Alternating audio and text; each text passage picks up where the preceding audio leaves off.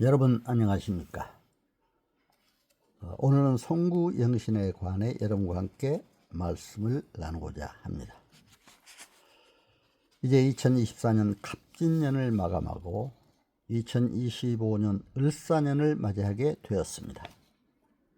여러분 갑진년 마무리 잘 하시고 을사년 새해에는 더욱 크신 축복이 충만하시기를 기원합니다. 이틀 전 무안에서 일어난 항공기 추락 사고로 선량한 179명의 우리 동포들이 생명을 잃었습니다.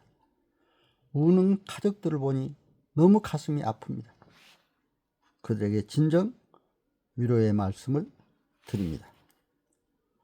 사랑하는 가족을 잃은 슬퍼하는 유족들에게 위로의 말씀을 드리면서, 그래도 우리 주님께서는 이 땅에 오셔서 우리의 슬픔과 고통을 친히 체감하셨으니 불쌍히 여기시고 우리 모두에게 힘을 주실 줄 믿습니다. 슬퍼하는 이들과 함께 하시고 울고 있는 이들의 눈물을 닦아 주시기를 간절히 기원합니다. 2024년 한 해 동안 세계 곳곳의 전쟁터에서는 죽어가는 민족들의 아픔을 또한 보게 됩니다. 죽음의 공포 속에서 왜 싸워야 하는지도 알지 못한 채로 사지에 내몰려 간 청년들, 수없이 죽어나간 젊은이들을 기억합니다. 그들 중에는 주님의 이름을 부르며 간절히 기도했을 주님의 아들, 딸들도 있었을 것입니다. 그들의 영혼을 주님께서 받아주실 줄 믿습니다. 올 한 해 동안 사랑하는 가족을 전쟁터에서 잃고 눈물을 흘리는 수많은 사람들을 위로해 주시기를 간절히 기원합니다. 정의롭지 못한 세상 속에서, 부조리한 세상 속에서 살아가는 우리들, 온전하지 못하고 완전할 수 없는 세상 속에서 살아가는 우리들이 이 땅에서 겪고 있는 고통과 슬픔, 아픔을 주님께서 어루만져 주시기를 간절히 기도드립니다. 이럴 때일수록 우리가 서로 사랑하고 하나 되어 평화의 꽃 활짝 피우고 생명의 샘이 넘쳐 공의로운 아름다운 세상이 이루어지기를 기원합니다. 지금 우리나라 대한민국을 생각하면 너무 가슴이 아픕니다. 분열을 통한 아픔과 슬픔의 역사를 안고 있는 이 나라에 진정한 평화가 임하게 하여 주셨기를 간절히 기도드립니다. 특별히 이 시간 나라 안의 갈등과 다툼이 그치기를 기도합니다. 마음을 하나로 모아 더 정의롭고 더 안전한 나라를 만드는 일에 우리 모두가 힘을 모아야 할 줄로 압니다. 이를 위해 무엇보다도 먼저 이 땅의 지도자들에게 지혜와 책임감이 있어야 할 것입니다. 보다 성숙한 자세와 현명한 판단으로 서로 다른 이해들을 조율하는 모습을 보여주어야 합니다. 국민의 안위와 눈물을 이념 싸움의 도구로 사용하지 말고 나라와 국민을 위해 충성스럽고 정직하게 일하는 지도자들이 많이 배출되어야 할 것입니다. 물론 전쟁도 평화도 하나님 손에 있음을 저는 믿고 있습니다. 하나님이 우리나라를 평화로 정의로 잘 이끌어 주실 줄 믿고 감사하며 기도드립니다.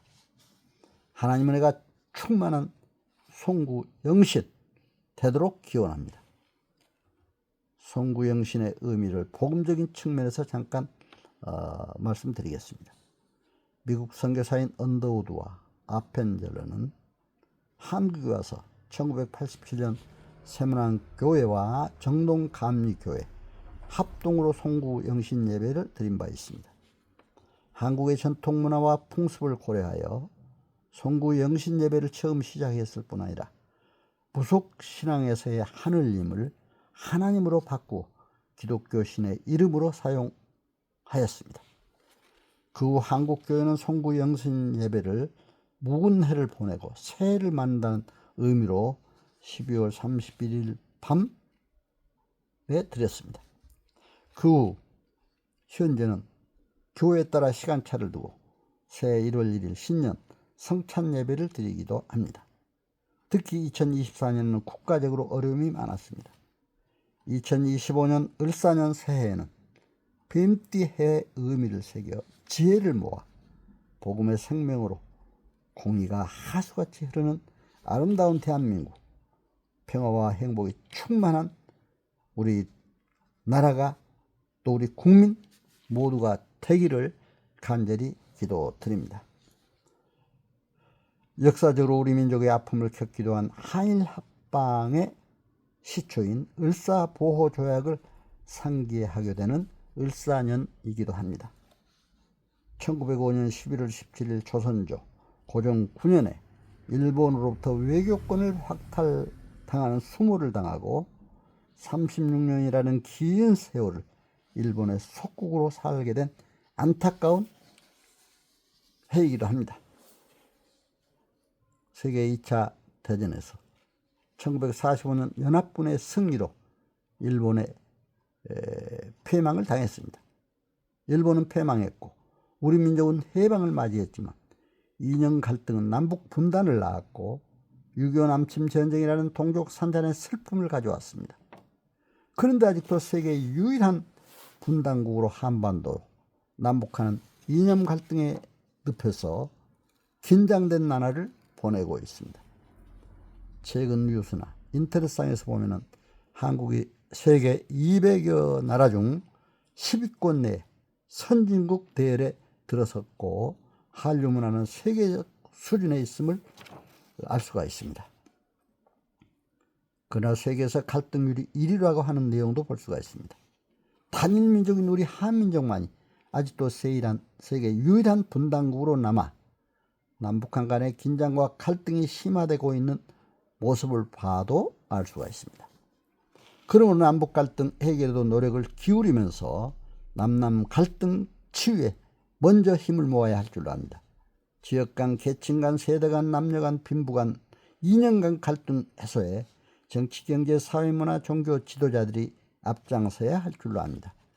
그러기 위해서는 각계각층 지도자들이 자신의 유익보다 상대방을 존중하고 서로 섬기고 사랑하는 겸손한 화합의 리더십을 발휘하는 데 지혜를 모아야 할 줄로 압니다.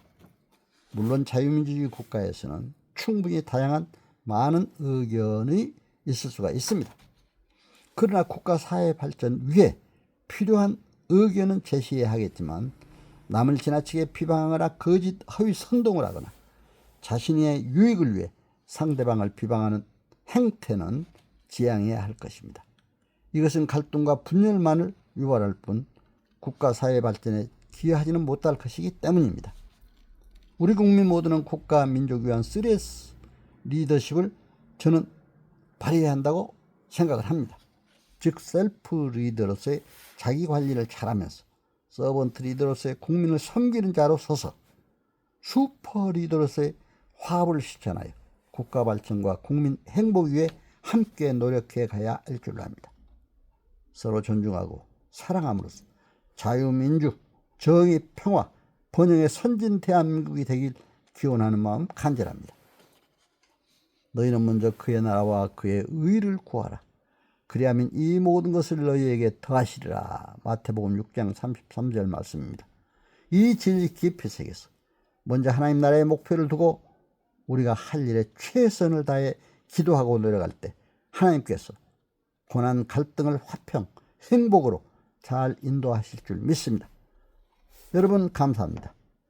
국민 여러분, 새해에는 더욱 건강하시고 행복하시길 기원합니다. 감사합니다.